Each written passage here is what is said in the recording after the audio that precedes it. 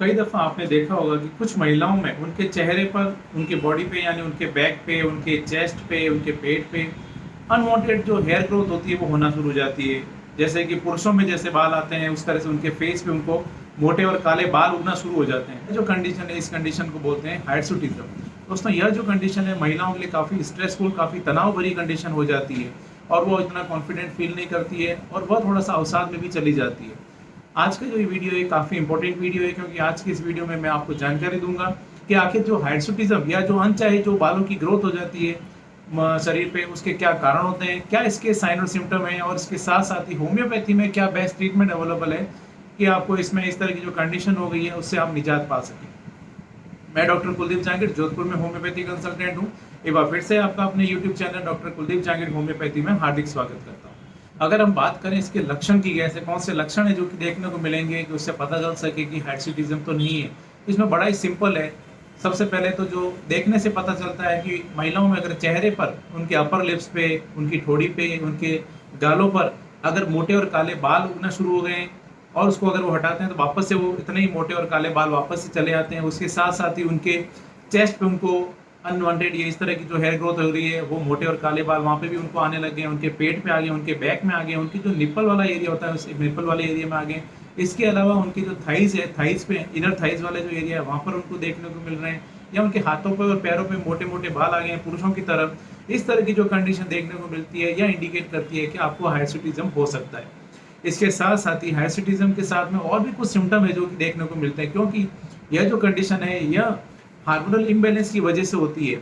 और उसमें जो जो पुरुषों वाला जो एक हार्मोन होता है जो कि महिलाओं में भी पाया जाता है, लेकिन महिलाओं में उसकी मात्रा कम होती है, जिसको बोलते हैं एंड्रोजन या टेस्टोस्टेरोन। जब टेस्टोस्टेरोन हार्मोन की मात्रा महिलाओं में जो नॉर्मल रेंज से जब ज़्यादा हो जाती है तो उस कंडीशन की वजह से यह जो डिजीज़ है वो डेवलप हो जाती है, या इस तरह की जो कंडीशन है वो देखने को मिलती है। और यह जो टेस्टोस्टेरोन हार्मोन जो महिलाओं में बढ़ने का बड़ा कारण होता है वो देखने को मिलता है उनको पीसीओडी जो डिजीज़ होती है, पॉलीसिस्टिक ओवेरियन डिजीज़, या ओवेरियन सिस्ट में जब उनको डेवलप हो जाती है ओवरी में, तो उसकी वजह से ये कंडीशन जो होती है अक्सर महिलाओं में डेवलप हो जाती है।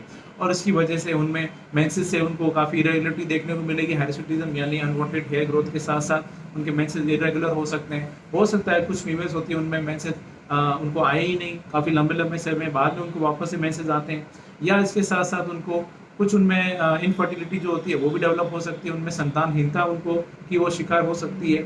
इसके साथ-साथ ही उनकी आवाज़ में आप देखेंगे कि आवाज़ में उनको भारीपन धीरे-धीरे उनको डेवलप हो सकता है। पुरुषों की तरह का उनका आवाज़ जो होती है वो आवाज़ थोड़ी-सी भारी होना शुरू हो जाती है। इसके अलावा उनके जो ब्रेस्ट होता है, ब्रेस्ट का जो आकार है वो आप पाएँगे कि आप आकार में उनको श्रिंकेज आ रहा है, ब्रेस्ट की जो एट्रोफी है वो डेवलप हो रही है। साथ ही साथ उनका जो क्लाइटोरिस होता है, क्लाइटोरिस के आकार में वो देखते हैं कि उनका थोड़ा-सा आकार बढ़ रहा है। इस तरह के कुछ सिम्पटम है जो कि देखने को मिल सकते हैं अगर आपको हायरसुटिज्म की अगर शिकायत है तो। लेकिन जो मेजर सिम्पटम है जो देखने को मिलेगा वो होगा उनके चेहरे पर अनवांटेड हेयर ग्रोथ हो जाना। इसके अलावा कुछ महिलाओं में एक्ने या पिंपल भी निकलना शुरू हो जाते हैं, उनको बाल्डनेस की शिकायत आ जाती है, उनमें गंजापन भी देखने को मिल सकता है, वो भी डेवलप हो जाता है। तो यानी उनको हेयर फॉल होता है वो काफ़ी बढ़ जाता है। यह कुछ सिम्पटम है, जनरली सिम्पटम है वो देखने को मिल सकते हैं अगर आपको हायरसुटिज्म की शिकायत है तो। अब हम बात करते हैं इसके कारण की, कैसे कौन से कारण हैं जो इसके लिए रिस्पॉन्सिबल है इस तरह की अनवांटेड हेयर ग्रोथ के लिए। तो इसमें जो सबसे पहला और जो सबसे मुख्य कारण होता है वो होता है पीसीओडी, पॉलीसिस्टिक ओवेरियन डिजीज़, या जिसको हम बोलते हैं ओवेरियन सिस्ट बन जाना।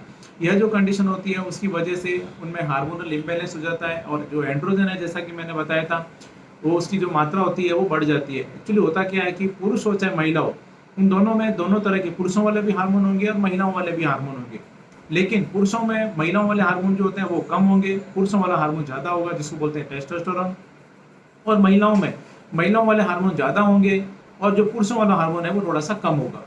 इसी तरह से दोस्तों, लेकिन जब महिलाओं में ये जो पुरुषों वाला हार्मोन है, जो एंड्रोजन या टेस्टोस्टेरोन है, उसकी मात्रा जब बढ़ जाती है, जो कि अक्सर पीसीओडी वाले जो केसेज़ होते हैं उसमें देखने को मिलता है, तो उसकी वजह से जो उनमें इस तरह के जो पुरुषों वाले बदलाव है वो भी देखने को मिलते हैं। उनके आवाज़ में भारीपन होना, उनके चेहरे पर उनको या उनके शरीर के दूसरे जो भाग होते हैं वहाँ पर उनको मोटे और काले बाल आने शुरू हो जाते हैं।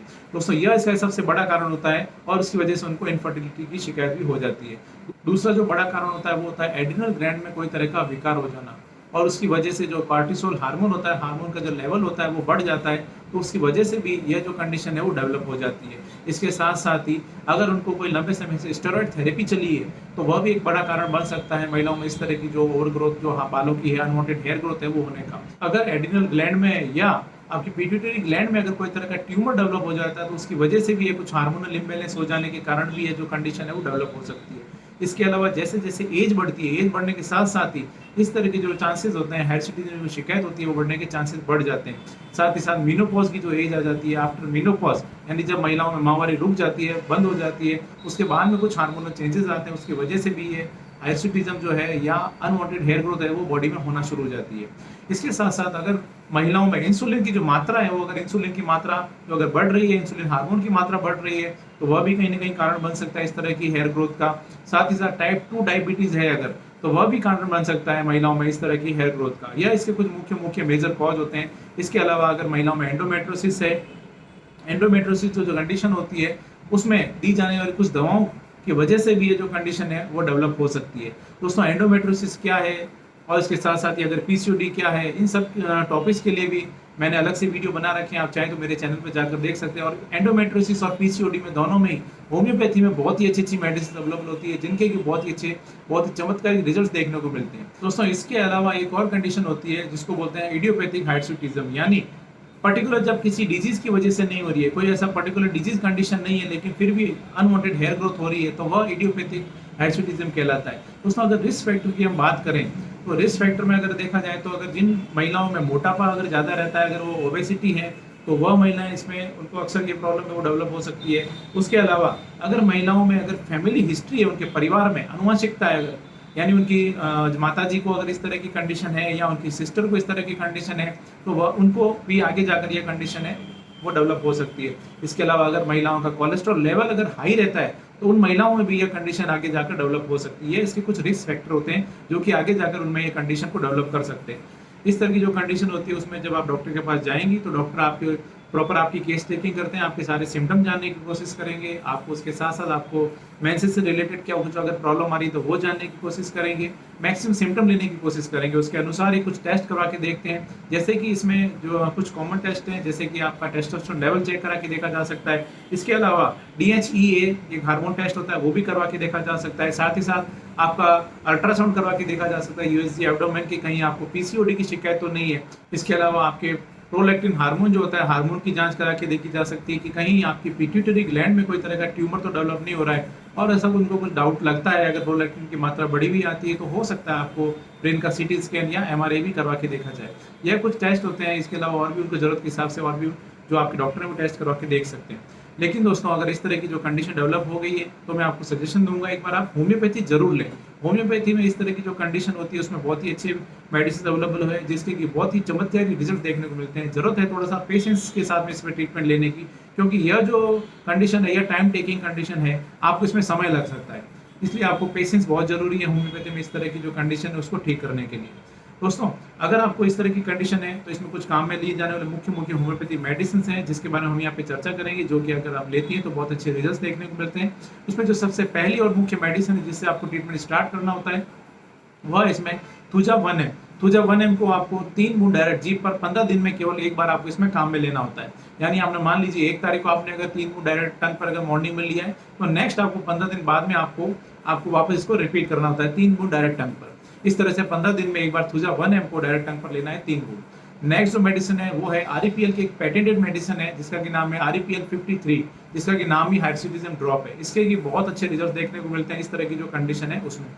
REPL 53 को लेने का तरीका होता है 15-15 बूंद दिन में 3 बार आधे कप गुनगुने पानी में डालकर आपको सिप बाय सिप पीना होता है। यह इसके कुछ मुख्य होम्योपैथी मेडिसिन है। इसके अलावा और भी बहुत सारी मेडिसिन होती है जो कि आपके सिम्टम को ध्यान में रखते हुए दी जाती है, तो इसमें और अच्छे रिजल्ट देखने को मिलते हैं। इसलिए आप कोई भी होम्योपैथी मेडिसिन लेते हैं, हमेशा अपने चिकित्सक की सलाह अनुसार लें तो बेहतर रहेगा, सेल्फ मेडिकेशन ना करें। दोस्तों, मैं उम्मीद करता हूँ आज मैंने आपके साथ में जो भी जानकारी शेयर की आपको ये पसंद आई है और आपके लिए फायदेमंद साबित होगी। इसी तरह मेरे साथ जुड़े रहें, इस चैनल को सब्सक्राइब करें, बेल आइकन जरूर दबाएं, ताकि मैं जैसे ही कोई नेक्स्ट वीडियो अपलोड करूं आपके पास उसका नोटिफिकेशन आ सके। Thank you.